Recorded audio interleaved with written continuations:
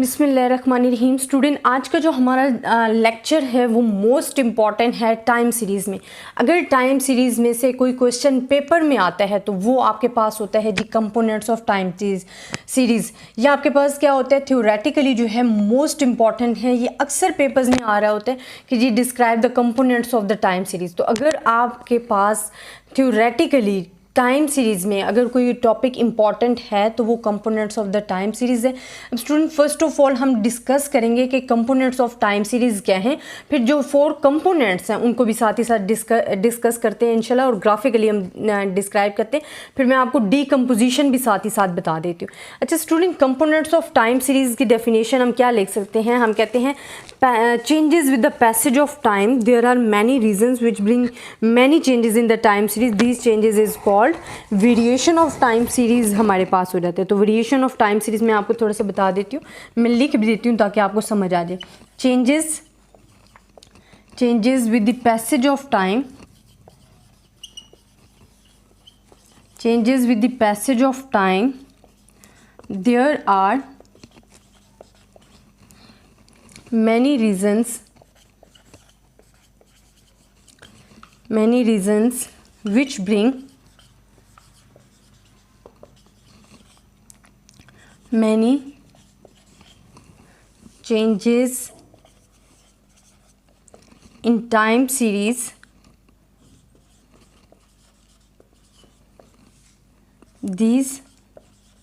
These changes is called variation of time series। अब student, हमारे पास variation of time series क्या है कि ये मैं आपको एग्जाम्स के लिहाज से जो इंपॉर्टेंट जो टॉपिक्स अंदर आ रहे हैं, डेफिनेशंस आ रही हैं, वो आपको साथ साथ बताती जाए। हम कहते हैं changes with the passage of time. आपके पास जैसे जैसे टाइम गुजरेगा जो चेंजेस अकर होंगी, there are the many reasons, बहुत सारी रीजंस होंगी which brings many changes in the time series, जो कि आपकी टाइम सीरीज़ में चेंजेस लाने का बायस बनेगी। These changes are called the variation of time series. वैसे भी आपको पता है कि जो वेरिएशन होता है ना स्टूडेंट, इसका मीनिंग ही चेंज है। तो आपके पास क्या होता है कि changes with the passage of time, there are many reasons which brings many changes in the time series. These changes is called the variation of time series.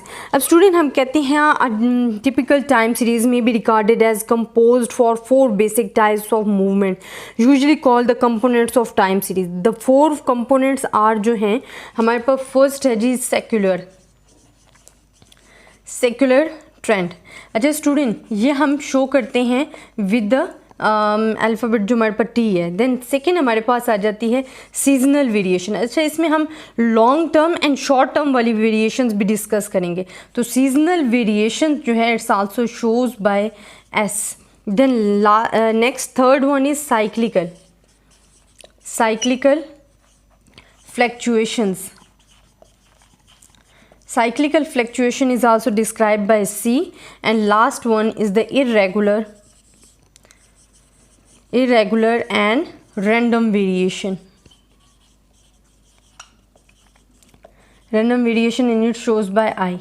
अच्छा स्टूडेंट, अब आपके पास ये नाम से ही ज़रा शो हो जाते हैं कि हम जो सेक्युलर ट्रेंड होता है ये बेसिकली हमारे पास लॉन्ग टर्म ट्रेंड होता है, और ये टी से शो कर रहे होते हैं।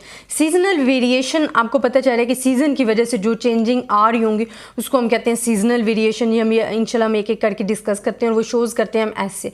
साइक्लिकल फ्लक्चुएशंस के क्या है कि हमारे पास वही साइकिल रिपीट होगा, ठीक है। कभी हमारे पास क्या होगा कि अपवर्ड ग्राफ जाएगा, कभी डाउनवर्ड जाएगा, तो कभी बहुत ज़्यादा फ्लॉरिश होगा, आपका जो बिज़नेस है बहुत ज़्यादा तरक्की पे होगा, कभी बहुत ज़्यादा लॉस में होगा। तो वो साइक्लिकल फ्लक्चुएशंस जो हैं ये चलती रहती हैं, बट ये भी लॉन्ग टर्म के लिए होती हैं।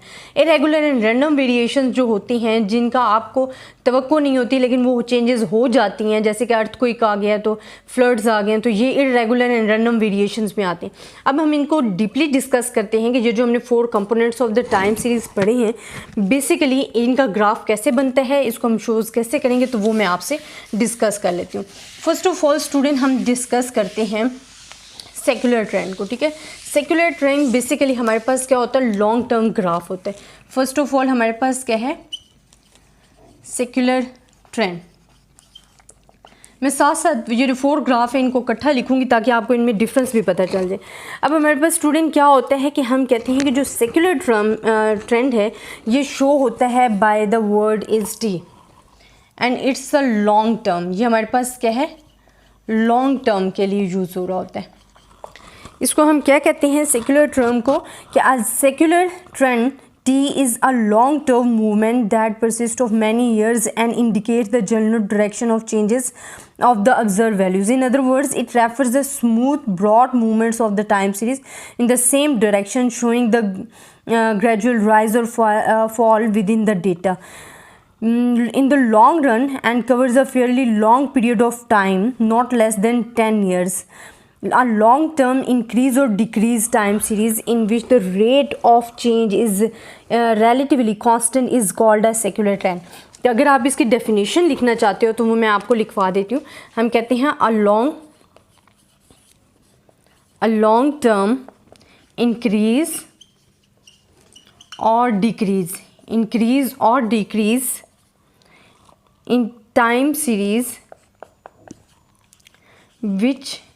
in which the rate of change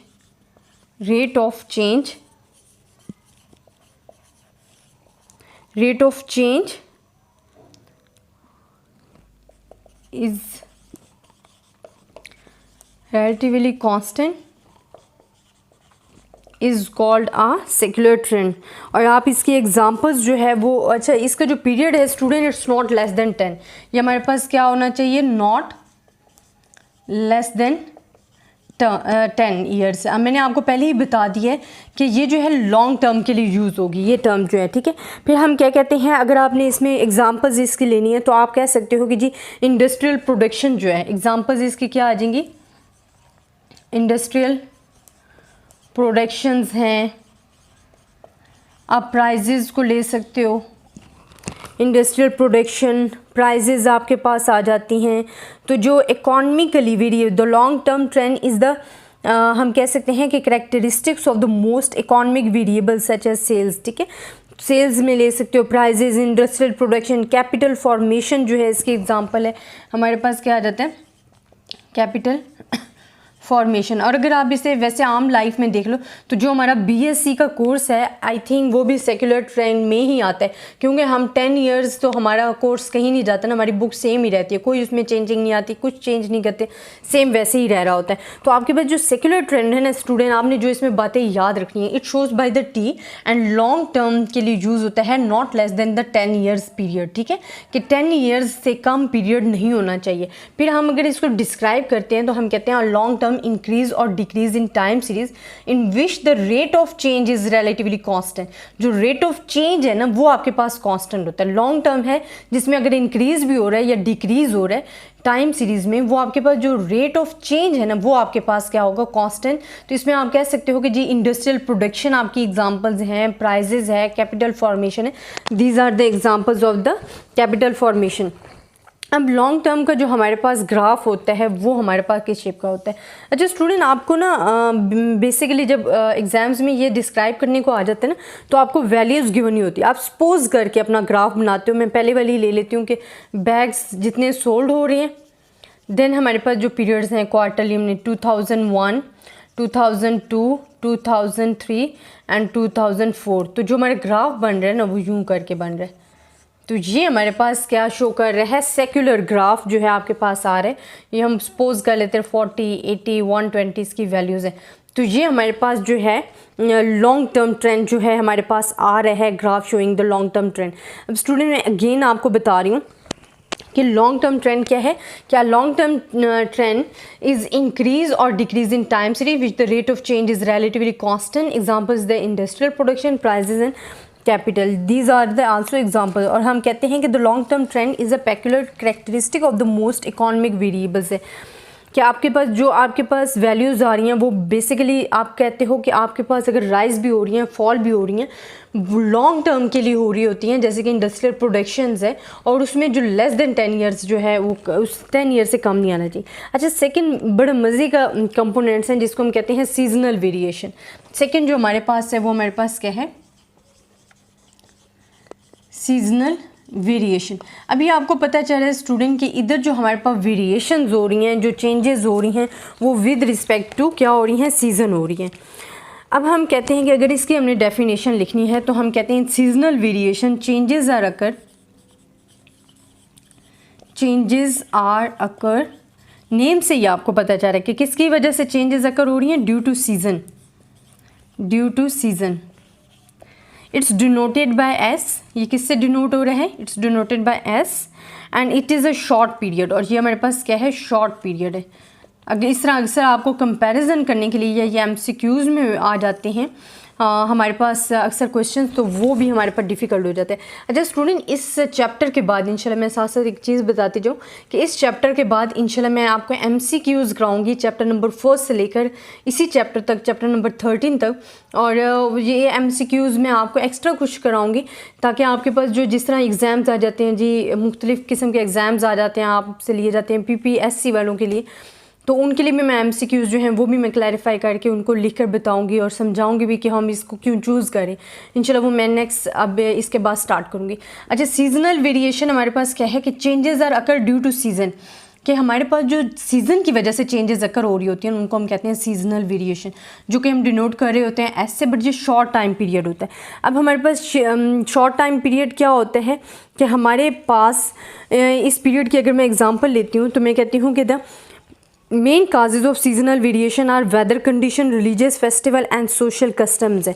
अब इसकी काजेज क्या हैं, ठीक है, काजेज मैं आपको लिख देती हूँ। फर्स्ट 3 काजेज हैं जिसमें हम क्या कहते हैं कि फर्स्ट जो हमारे पास काज है वो है वेदर कंडीशन,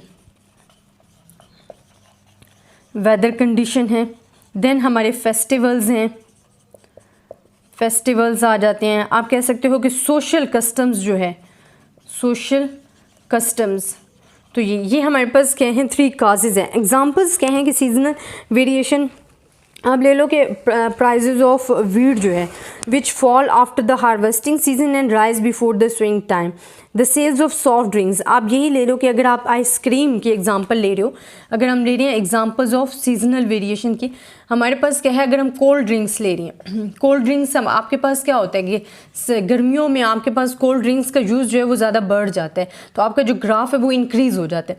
बट वही कोल्ड ड्रिंक्स आपके पास क्या होते हैं, सर्दियों में, विंटर में आपके पास कम हो जाता है, उसका ग्राफ डाउनवर्ड की तरफ आ जाता है। इसी तरह आप आइसक्रीम का ले लो बिजनेस, तो आइसक्रीम आपके पास जो है वो गर्मियों में उसका ज़्यादा यूज़ होता है, सर्दियों में कम। तो ये जो सीजनल वेरिएशंस आ रही होती हैं ना, इसको हमने, आप स्वेटर्स का ले लो, जब आप स्वेटर्स लोगे तो वो आपके पास सर्दियों में बढ़ जाती है, गर्मियों में उसकी डिमांड नहीं होती। इसी तरह कंबल वगैरह की, तो ये जो हमारे पास एग्जांपल आ जाती है ना, ये सीजनल वेरिएशंस होती हैं, जो कि आपके पास काजेज उसकी क्या हो सकती हैं, या तो वेदर कंडीशंस हो सकती है।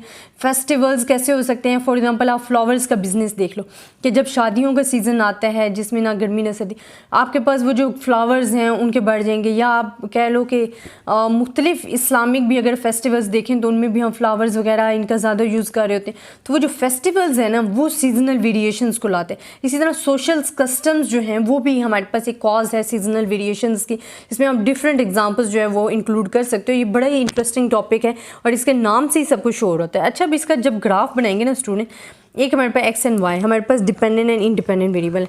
क्वार्टरली हम इसे डिवाइड कर लेते हैं, हमारे पास 4 क्वार्टर होते हैं, एक 1 2 3 4, हमारे पास क्या होता है 1 2 3 and 4, we have the 4 quarters होते हैं। और ये जो सीजनल वेरिएशंस होती हैं ना, ये हमारे पास कैसे शो होती हैं, यहाँ मैं 80 लिख रही हूँ फॉर एग्जांपल, यहाँ मेरे पास 120 है, यहाँ मेरे पास 160 है, 200 है। तो ये जो सीजनल वेरिएशन है ना, ये आपको यूँ बताएंगे मुख्तलिफ, ये विद सीज़न आपको जो आपकी वैल्यूज़ बनती हैं वो आप बता रही हैं, ठीक है। फॉर एग्जांपल ये 2001 की बता रही है, 2002 की, तो वो जो सीज़न के हिसाब से आपकी चेंजेस अकर हो रही है ना, this graph is also shows by the seasonal variation, तो वो आपको ये ग्राफ जो है शो कर रहा है सीजनल वेरिएशन को।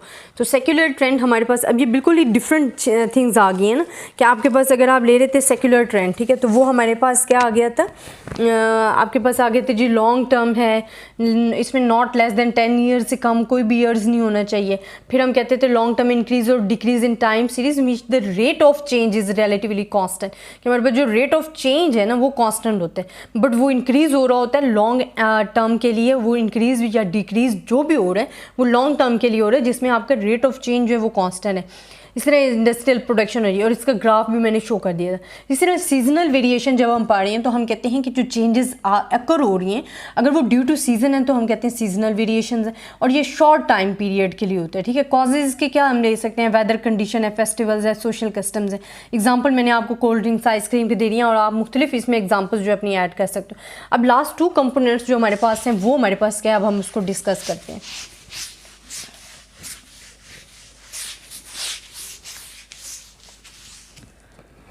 अब हमारे पास जो स्टूडेंट आ रहे हैं वो हम पढ़ेंगे, पहले हमने सेक्युलर ट्रेंड पढ़ा है, फिर जी हमने पढ़ा है सीजनल वेरिएशंस, अब हम पढ़ेंगे साइक्लिकल वेरिएशंस के हमारे पास साइक्लिकल फ्लक्चुएशंस जो हैं वो क्या हैं। अच्छा स्टूडेंट, जो फ्लक्चुएशंस मीनिंग है ना इसका मतलब भी है चेंजिंग, ठीक है। तो जो फ्लक्चुएशंस आ रही होती हैं साइक्लिकली, आप उसको कैसे डिस्क्राइब करते हो वो हम बताएंगे। द साइक्लिकल फ्लक्चुएशंस जो हैं is also denoted by the C, ये किससे डिनोट हो रहा होता है, सी से। एंड ये हमारे पास क्या है, लॉन्ग पीरियड है, ये भी किस लिए यूज़ हो रहा होता है, फॉर द लॉन्ग पीरियड के लिए।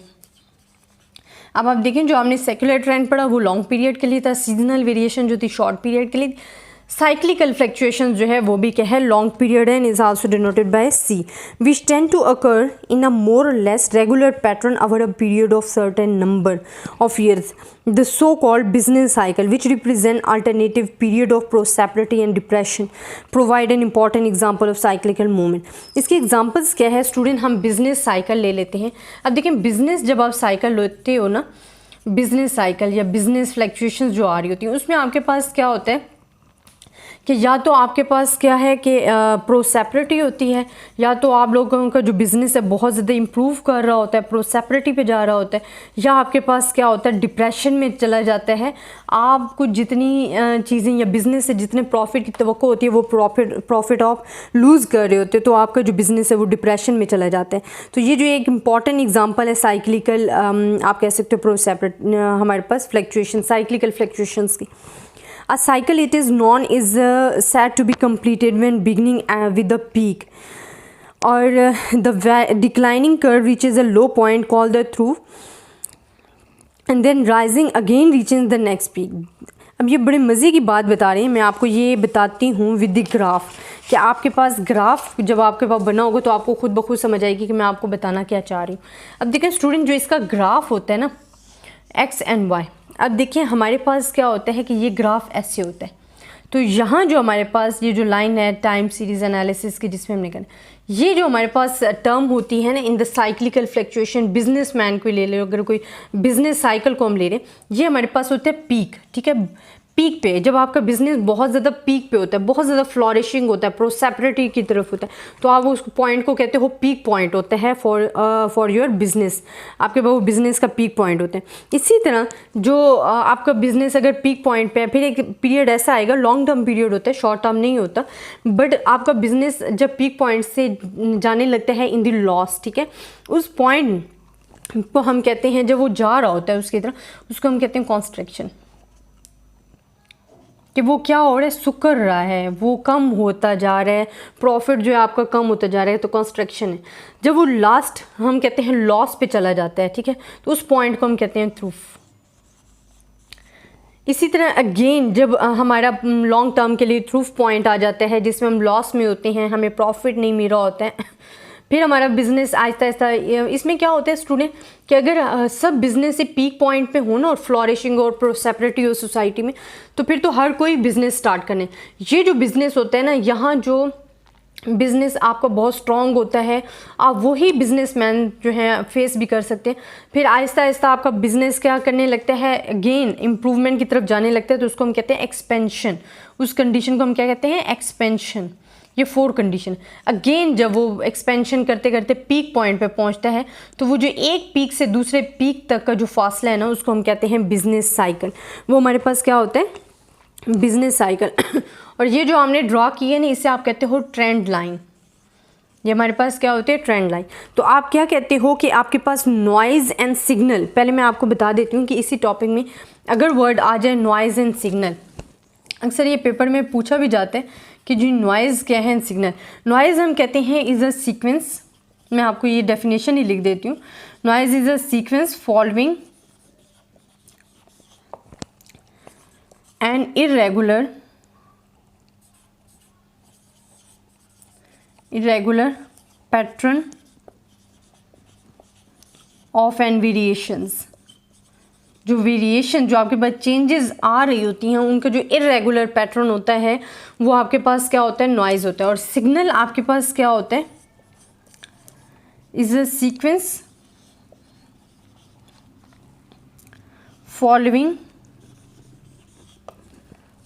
Following irregular pattern. जो रेगुलर पैटर्न ऑफ वेरिएशंस जो को फॉलो कर रहा होता है उसको हम क्या कहते हैं, सिग्नल। एंड जो आपके पास is sequence following in irregular pattern of variation is called a noise. अच्छा, स्पेन ऑफ साइकिल, अक्सर एक एग्जाम्स में क्वेश्चन आए हुए जी स्पेन ऑफ साइकिल क्या है, ठीक है। तो ये भी मैं आपको क्लियर कर देती हूँ कि स्पेन ऑफ साइकिल हमारे पास क्या होता है कि the distance between the boom is called a cycle, ठीक है। Distance between two boom is called cycle. देखिए ये पीक पॉइंट से लेकर पीक पॉइंट तक जो आपके पास डिस्टेंस आ रहा है it's called a cycle.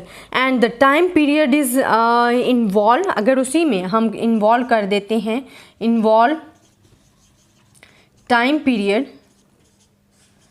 Periods then it call span of the time. तो ये हमारे पास क्या आ जाता है, स्पेन ऑफ साइकिल आ जाता है कि अगर डिस्टेंस बिटवीन टू बूम या टू पीक पॉइंट्स के दरमियान जो डिस्टेंस है अगर उसी में हम इन्वॉल्व कर देते हैं इन द टाइम पीरियड, तो that time period is called the Spain of the cycle, ठीक है। ये हमारे पास आ गया। अच्छा स्टूडेंट, लास्ट वन हमारे पास आ जाता है जो कि components of the time series है, मैं वो बता देती हूँ यहाँ फोर्थ, वो हमारे पास है इरेगुलर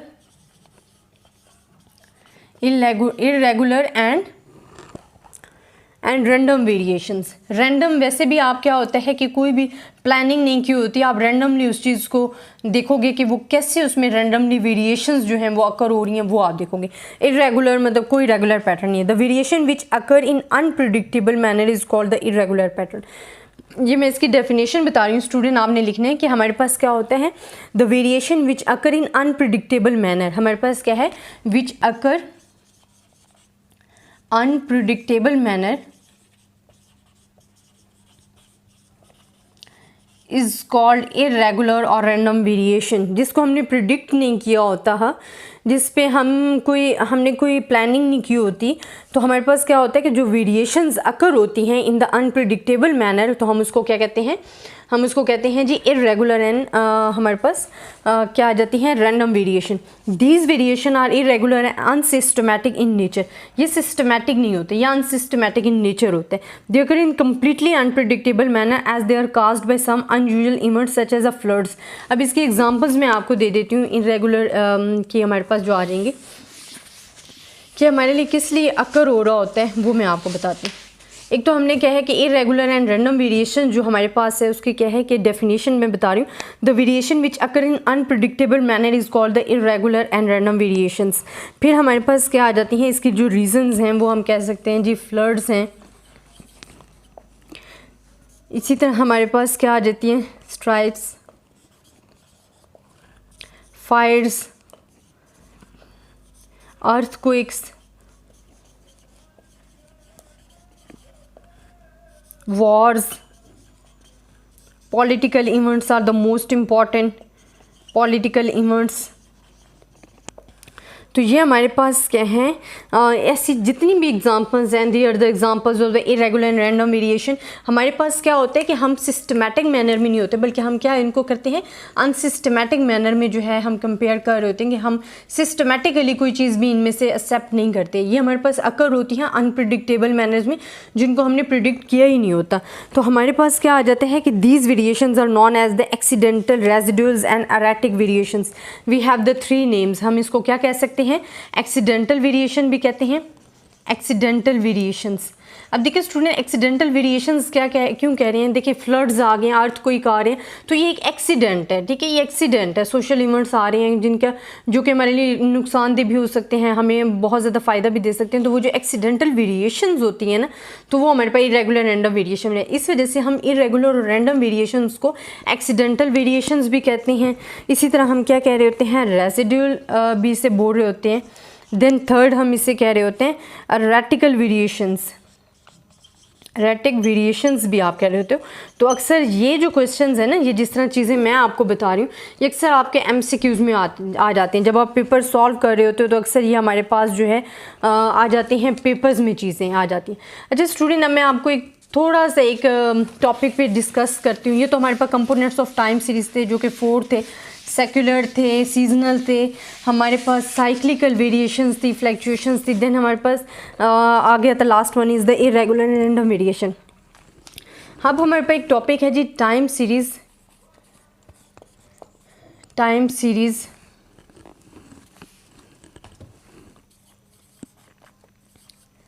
डीकम्पोजिशन। अभी तो हमने कंपोनेंट्स पढ़े हैं ना, अगर डीकम्पोजिशंस हमने पढ़नी है तो वो हमारे पास क्या है? सिंपली मैं आपको बता देती हूँ, ये हम करते हैं कि सेपरेट इनटू एलिमेंट्स। जो डीकम्पोजिशन होता है ना, इसका मतलब क्या होता है कि आप सेपरेट इनटू एलिमेंट्स।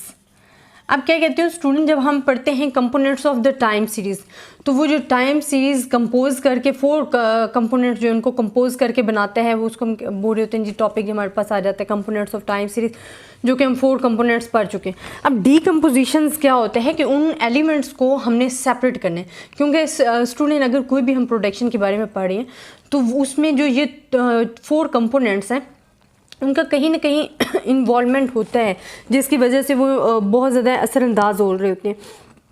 जो हम पढ़ें डीकम्पोजिशन, हम कहते हैं time series analysis is mainly concern with decomposition of the observe series data into components as to estimate their separate effect. We must make assumption about the relationship existing among the various components। अब हमारे पास 2 relationship आ जाते हैं। अगर मैं आपको simply बताऊं, एक हमारे पास आ जाता है जी मल्टीप्लिकेटिव, एंड लास्ट वन आ जाता है जी हमारे पास एडिटिव। मल्टीप्लिकेटिव रिलेशनशिप में हमारे पास क्या होता है और एडिटिव रिलेशनशिप में हमारे पास क्या है, इसको हम ये भी कहते हैं मल्टीप्लिकेटिव रिलेशनशिप मॉडल, और इसको हम कहते हैं additive multiplicative relationship model. Additive relationship model, multiplicative relationship model. अब मल्टीप्लिकेटिव डीकम्पोजिशंस मॉडल जो है, we assume that each observe values Y at any time can be determined by the product of the measures of all the 4 components. कि हम कोई भी y जो है इसकी प्रोडक्शन को मालूम करने के लिए, इसके डीकम्पोजिशन मल्टीप्लिकेटिव मॉडल के लिए हम क्या करते हैं, जो हमारे पास 4 मॉडल है ना, कंपोनेंट्स हैं, उनको हम क्या कर देते हैं, मल्टीप्लाई कर देते हैं। तो ये हमारे पास सिंपली क्या आ जाता है, मल्टीप्लिकेटिव रिलेशनशिप मॉडल आ जाता है। हम इसमें क्या करते हैं कि we observe values of the T values are state as the original units. इसमें जो टी आ रहा होता है, इसको हाँ उसके जो हम वैल्यूज़ ले रहे होते हैं वो जो उसके ओरिजिनल यूनिट्स होते हैं उन्हीं को ही काउंट्स कर रहे होते हैं। बट जो लास्ट 3 जो होते हैं, जिसमें हमारे पास क्या आ जाता है, हमारे पास ये आ जाता है SC and I are expressed in percentage. इन तीनों को जो है हम शो कर रहे होते हैं इन परसेंटेज। जो फर्स्ट टी है टाइम, जिसको हम सेक्युलर ट्रेंड कहते थे, उसकी जो वैल्यूज़ ले रहे होते हैं वो ओरिजिनल यूनिट्स ले रहे होते हैं। और ये जो लास्ट 3 हैं, जिसमें हमारे पास सीजनल, साइक्लिकल, इरेगुलर जो है, इनकी जो वैल्यूज़ ले रहे होते हैं वो आप परसेंटेज में ले रहे होते हो। इसी तरह एडिटिव में आपके पास सिंपली होता तो यही है, सिर्फ आप इन 4 कंपोनेंट्स को क्या कर रहे हो, y की वैल्यू मालूम करने के लिए हम इनको ऐड कर रहे होते हैं, ये 4 कंपोनेंट्स। अच्छा, इसमें अब 4 कंपोनेंट्स में जो हम शो कर रहे हैं, टी हमारे पास क्या है, सेक्युलर ट्रेंड है, सी इज़ द हमारे पास साइक्लिकल है, एस सीजनल वेरिएशंस है, एंड आई इरेगुलर हमारे पास है। तो हम इसमें कहते हैं where the components T, S, C and I are assume to be mutually independent है। तो ये हमारे पास जो टॉपिक हो जाता है time series decomposition. Decomposition mean क्या होता है कि उसको सेपरेट इनटू एलिमेंट्स करना है, जैसे कि हमने कर दिया। वो 2 मॉडल यूज़ हो रहे होते हैं, एक तो मल्टीप्लिकेटिव रिलेशनशिप मॉडल है, एक एडिटिव रिलेशनशिप मॉडल है। अच्छा स्टूडेंट, ये तो हमारा आज का टॉपिक था जिसमें हमने पढ़ा था कंपोनेंट्स ऑफ टाइम सीरीज को डिस्कस किया था, जो कि हमारे पास 4 हैं एंड ये मोस्ट इंपॉर्टेंट है अगर आप एग्जाम्स के लिहाज से देते हो। और इसी में हमने थोड़ा सा डिस्कस किया डीकम्पोजिशन। ये सिर्फ मैंने आपको वैसे ही बताना था, थोड़ा सा हमने तारुफ कराना था, इंट्रोडक्शन कराना था कि इसमें होता क्या है, ठीक है। बाकी जो आपके पास मेन टॉपिक है जो कि हमने एग्जाम्स के लिहाज से भी तैयार किया, वो आपके पास है कंपोनेंट्स ऑफ टाइम सीरीज, जो कि मोस्ट इंपॉर्टेंट है और इसका क्वेश्चन आता ही आता है। इंशाल्लाह नेक्स्ट हम आगे जितने भी हमारे प्रॉब्लम्स आएंगे क्वेश्चंस में, हम वो भी डिस्कस करेंगे। आई होप स्टूडेंट आपको मेरा लेक्चर पसंद आया होगा। अगर इसमें भी आपको कोई प्रॉब्लम होती है या जहाँ से आपको समझ नहीं आ रहा, आप मुझे कमेंट्स में मुझे बताना, देन मैं आपको अगेन उस चीज़ को रिपीट किया करूँगी। और स्टूडेंट्स सबके लिए बेस्ट विशेज़ हैं जितने भी स्टूडेंट हैं। आई होप आपको मेरा लेक्चर भी पसंद आया होगा। तब तक के लिए अल्लाह हाफ़िज़।